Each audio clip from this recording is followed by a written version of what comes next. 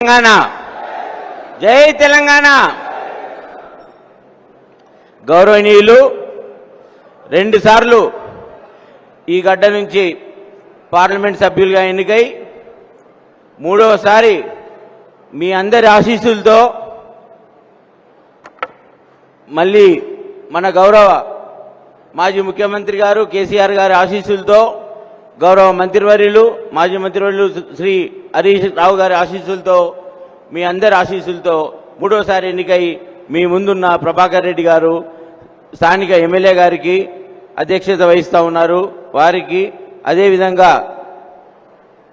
నా ఈ విజయాన్ని భుజ స్కంధాల మీద వేసుకొని గౌరవ మాజీ ముఖ్యమంత్రి కేసీఆర్ సార్కి నేను గెలిపించి వెంకట్రామరెడ్డిని గెలిపించి పార్లమెంటుకి పంపించే బాధ్యత మన ట్రబుల్ షూటర్ సారు మన గౌరవ మాజీ మంత్రివర్యులు శ్రీ తన్నీర్ హరీశ్రావు గారు నా గురువు వారికి అధ్యక్షత వహిస్తున్న వారికి ముఖ్య అతిథిగా వచ్చిన వారికి అదేవిధంగా వేదిక మీద ఉన్న ఒంటేరు యాదవరెడ్డి గారు ఎమ్మెల్సీ గారికి అట్లాగే వేలేటి రోజా రాధాకృష్ణ శర్మ గారికి అదేవిధంగా మన పెద్దలు గౌరవనీయులు అనుభవజ్ఞులు మాజీ ఎమ్మెల్సీ శ్రీ ఫారూక్ హుస్సేన్ గారికి అదేవిధంగా మున్సిపల్ చైర్పర్సన్ వనితా భూమిరెడ్డి గారికి అదేవిధంగా వంశీ కృష్ణ గౌడ్ గారికి మన పెద్దలు అనుభవజ్ఞులు మనోహర్ రావు గారికి అదేవిధంగా వెంకట నరసింహారెడ్డి గారికి ఈ కార్యక్రమానికి వచ్చిన మన మాజీ సర్పంచులు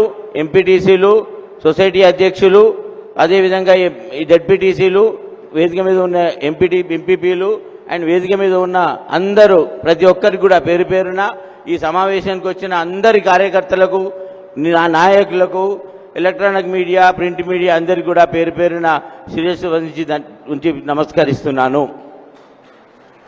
ఇలా చాలా సంతోషం ఈ దుబ్బాక నియోజకవర్గం నుంచి మాట్లాడడం, ఇంత అశేష మన కార్యకర్తల ముందు మాట్లాడడానికి చాలా సంతోషంగా ఉంది.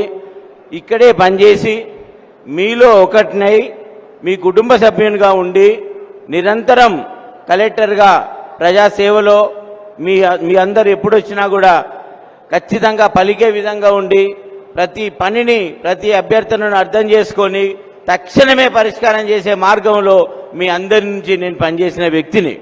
ఇక్కడ ఈ గడ్డ మీద ప్రతి కుటుంబానికి ప్రతి కుటుంబ సభ్యులకి బాగా పరిచయం ఉన్న వ్యక్తిని, కుటుంబంలో ఒక వ్యక్తిగా నన్ను మీరందరూ ఆదరించారు. నా 25 సంవత్సరాల పదవి కాలంలో 11 సంవత్సరాలు ఈ మెదక్ జిల్లా గడ్డలో ఈ పార్లమెంట్ నియోజకవర్గంలో మీతోని పనిచేసే అవకాశం ఇచ్చినందుకు ఈ గడ్డకి మీ అందరికి కూడా శిరస్సు వహించి నమస్కరిస్తా ఉన్నాను. ఇవాళ మీ ఆశీస్సులే నా పనితనాన్ని మెచ్చి మీరందరూ కూడా అంగీకరించారు కాబట్టి ఈ 11 సంవత్సరాలు మీ దగ్గర పనిచేసే అవకాశం నాకు వివిధ ప్రభుత్వాలు కల్పించడం జరిగింది. అయితే ముఖ్యంగా ఇక్కడ ఒక విషయం చెప్పాలి. నాకు ఈ దుబ్బాక నియోజకవర్గంలో కూడా నేను అభివృద్ధిలో పాల్గొన్నాను. జిల్లా కలెక్టర్గా నేనున్నప్పుడు ఒకటి రెండు విషయాలనే చెప్తాను. సిద్దిపేట జిల్లా మనందరం కలిసి ప్రజాప్రతినిధులు, ప్రజలు, ప్రభుత్వంలో ఉన్న సహ ఉద్యోగులు, అదేవిధంగా మన గౌరవ మాజీ ముఖ్యమంత్రి వర్యులు మన హరీష్ రావు గారు, మన కొత్త ప్రభాకర్ రెడ్డి ఎంపీ గారు, ప్రజాప్రతినిధులు అందరూ కలిస్తే మనం సిద్దిపేట జిల్లాను భారతదేశ పటంలో ఇవాళ నిలపగలిగామా లేదా చెప్పండి. అది ఒప్పుకుందామా? భారతదేశంలో 728 జిల్లాలు సుమారుగా ఉన్నాయి. ఆ నంబర్ మారుతుంటుంది, కొత్త జిల్లాలు అయినే ప్రక్రియ ఎప్పటికీ జరుగుతూ ఉంటుంది. ఆ సుమారుగా 728 జిల్లాలలో ఇవాళ సిద్దిపేట జిల్లా మొదటి 10వ స్థానంలో ఉన్నదంటే కూడా మీ అందరి పరిచయాలు, మీ అందరి సహకారం, ప్రభుత్వ సహకారంతో కలెక్టర్గా నేను పనిచేసినందుకు అవకాశం వచ్చిందని చెప్పి నేను సగర్వంగా మీ ముందు తల వంచుకొని మనవి చేస్తూ ఉన్నాను. నాకు ఆ అవకాశం మీరు మళ్ళీ ఇచ్చినట్టయితే, నాకు ఆ అవకాశం మీరు మళ్ళీ ఎంపీగా ఇచ్చినట్టయితే, ఒక కలెక్టర్గా పనిచేసిన అనుభవం, ఒక అధికారిగా సుదీర్ఘ కాలంలో ఈ ప్రాంతంలో పనిచేసి ప్రతి గ్రామంలో, ప్రతి పల్లెలో, ప్రతి కుటుంబంలో భౌగోళిక పరిస్థితులు అర్థం చేసుకొని ఏ ప్రజలకు ఏం కావాలి, ఏ గ్రామంలో ఏ మండలంలో ఏ సమస్యలు ఉన్నాయి, ఏ విధంగా ప్రభుత్వంతోని అనుసంధానం చేసుకొని ప్రజలకు అనుసంధానం చేసుకొని ప్రజల సమస్యలు ఏ విధంగా త్వరితగతిన పరిష్కరించే మార్గం కలుగుతుందో అనే దానిలో నా అభ్యర్థాన్ని మీరు చూడండి, నా పనితనాన్ని మీరు చూశారు. ఎంపీగా నా పనితనాన్ని కూడా చూడాలని చెప్పి మీ అందరికీ కూడా సవినయంగా మనవి చేసుకుంటా ఉన్నా. నాకు ఆ గొప్ప అవకాశం అంటే ఒక కలెక్టర్గా పనిచేసి ఒక ఉన్నతాధికారిగా పనిచేసి ఎంపీగా నన్ను ఇవాళ బీఆర్ఎస్ పార్టీ నన్ను గుర్తించి బీఆర్ఎస్ పార్టీ నన్ను కాంటాక్ట్ చేయమని అనేటప్పుడు నాకు పెద్ద అవకాశం కలిగింది. ఇవాళ నా అవకాశం ఏంటంటే ఖచ్చితంగా ఈ మెదక్ గడ్డ మీద ఉన్న సమస్యలను పార్లమెంటులో గలం విప్పి ఖచ్చితంగా చెప్పే అవకాశం నాకు ఉంది. నేను ఆ పనిలో సక్సెస్ఫుల్గా విజయవంతంగా అందరికన్నా మెండుగా చేసే అవకాశం నాకు ఉందని చెప్పేసి నేను ఈ గడ్డ మీద నుంచి మీ అందరినీ కోరుతా ఉన్నాను. నా అనుభవమే నాకు పనిస్తుంది. నా మంచిగా సౌమ్యుడిగా కలిసిమెలిసి అందరితో నుండి ప్రజల సమస్యలు ఎప్పటికప్పుడు తెలుసుకొని ఈ ప్రాంత వాసిగా ఈ ప్రాంతంలో ఉన్న పరిస్థితులను అర్థం చేసుకున్న వ్యక్తిగా ఈ ప్రాంత అభివృద్ధిలో పాలు పంచుకున్న అధికారిగా ఈ ప్రాంత సమస్యలను పార్లమెంటులో ఖచ్చితంగా గలం విప్పి కేంద్రం నుంచి రావాల్సిన నిధులు మన పార్లమెంటుకు అందరికన్నా ఎక్కువ వచ్చే విధంగా ప్రయత్నం చేస్తానని చెప్పి నేను మీ అందరికీ కూడా హామీ ఇస్తా ఉన్నాను. అదేవిధంగా ఒక మానవతా కోణం కూడా ఉండాలి. ఒక వాళ్ళకి మన జీవితంలో మనం ఏం చేస్తూ ఉన్నాం, ఒక అధికారిగా మనం పనిచేస్తూ ఉన్నప్పుడు మనం అధికారి అనే ఉద్యోగం ఒక భగవంతుడు ఆ జన్మకిచ్చిన అవకాశం. ఆ భగవంతుడు ఆ జన్మకిచ్చిన అవకాశం ఏంటంటే అధికారిగా నీ ఉద్యోగ బాధ్యత సరిగా చెయ్యు. అధికారిగా నీవు అధికారం నీ హక్కు కాదు. అధికారిగా నిన్ను ప్రభుత్వం ఏదైతే నియమించిందో అది నీకు హక్కు కాదు, అది నీ బాధ్యత అని నేను ప్రతిరోజు ఉదయం ఇంటి నుంచి ఆఫీస్కి వెళ్ళేటప్పుడు ఎప్పుడు కూడా నేను హక్కుగా భావించలే, నా బాధ్యతగా భావించిన. అందుకొరకే మీరు చూశారు కలెక్టరేట్లో నేనున్నప్పుడు, కలెక్టర్గా ఉన్నప్పుడు రోజు కనీసంగా 500 మంది 600 మంది నా కొరకు ఎప్పటికి కూడా రాత్రి 11 వరకు ఉండేవాళ్ళు. కలెక్టరేట్ ఎప్పుడు కలకలలాడేది. ఎందుకు కలకలలాడేది అంటే ప్రజలకు నమ్మకం, ఈయనను కలిస్తే పని అయితే చేస్తాడు, పని కాకుంటే తిప్పించుకోడు, అప్పటిదప్పుడు చెప్పేస్తాడనేది నమ్మకం ఉంది. సో నేను మళ్ళీ సువినయంగా మీ అందరికీ కూడా సవినయంగా మనవి చేస్తా ఉన్నా, నన్ను మీరు అవకాశం ఇవ్వండి. ఈ దుబ్బాక నియోజకవర్గంలో మొన్న ప్రభాకర్ అన్నకి మన హరీష్ రావు గారి ఆధ్వర్యంలో, పెద్దలు హరీష్ రావు గారి ఆధ్వర్యంలో 55,000 మెజార్టీ ఇచ్చిన వాళ్ళు ఈ హాల్లోనే ఉన్నారు. ఈ హాల్లో ఉన్న మీరందరూ కలిస్తే 55,000 మెజార్టీ ఇచ్చి మన ప్రభాకర్ అన్నని గెలిపించిండ్రు. మరి నన్ను 55,000 కన్నా మించి మెజారిటీ ఇచ్చి గెలిపిస్తారా లేదా అనేది మీ నుంచి నేను వినాలి. గెలిపిస్తారా? గెలిపిస్తారా? నేను మీ మనిషిని నమ్ముతారా? తప్పకుండా.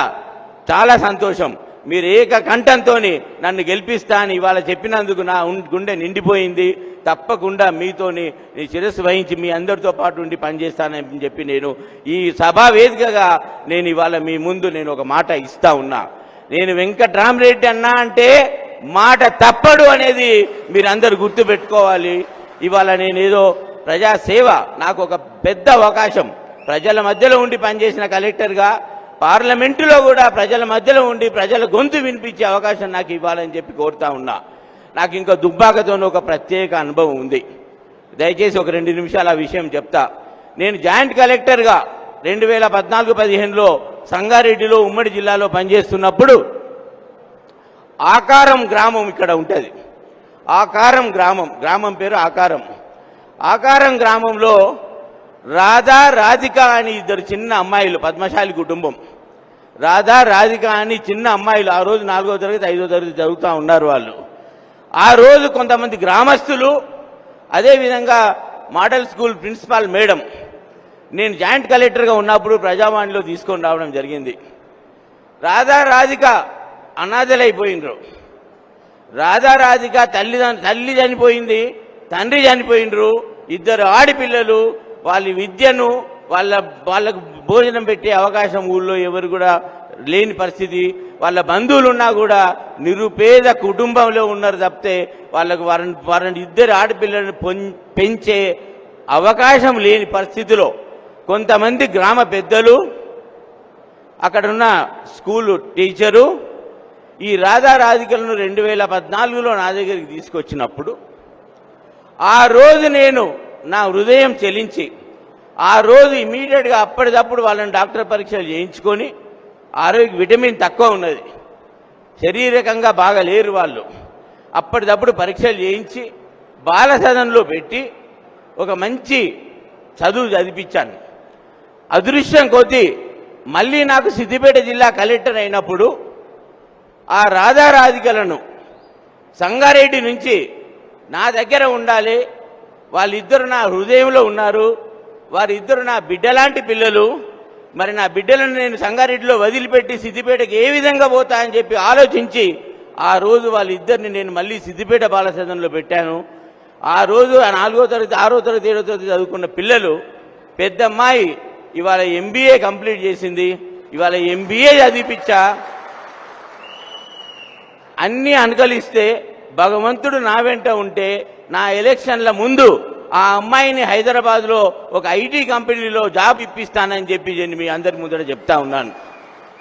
ఆ రోజే నేను చెప్పాను, మీ 2 అక్కచెల్లెళ్ళు నా బిడ్డలు, నేను నాలాగా బిడ్డల్లాగా చూసుకుంటా.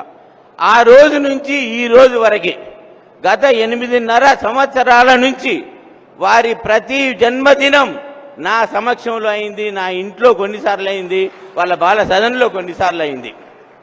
ఇంకొక విషయం చెప్తా, మరి ఆ తోటి పిల్లలు అందరిలాగా ఉండాలి. ఆ రోజు నుంచి ఈ రోజు నాటికి ఏనాడు కూడా 50,000 70,000 తక్కువ లేకుండా ఇద్దరికి బ్యాంక్ అకౌంట్లో ఆ రోజు నుంచి ఈ రోజు వరకు డబ్బులు మెయింటైన్ చేసుకుంటూ ఉన్నత చదువులు చదివించడానికి ప్రయత్నం చేస్తూ ఉన్నా. ఇది నేను ఒక ఆలోచనతో చెప్తా ఉన్నా. ఇది నేను డబ్బులుండి చేయలేదు, భగవంతుడు నాకు ఉద్యోగం ఇచ్చిండు కాబట్టి, ఉద్యోగరీత్యా ప్రజలకు చేరువయ్యే అవకాశం ఇచ్చిండు కాబట్టి చేశానని చెప్తున్నా. అందుకొరకే ఇవాళ మీరు తెలుసు, నేను గెలిచిన నెల రోజుల లోపట మీ అందరికీ ఒక హామీ ఇస్తా ఉన్నా.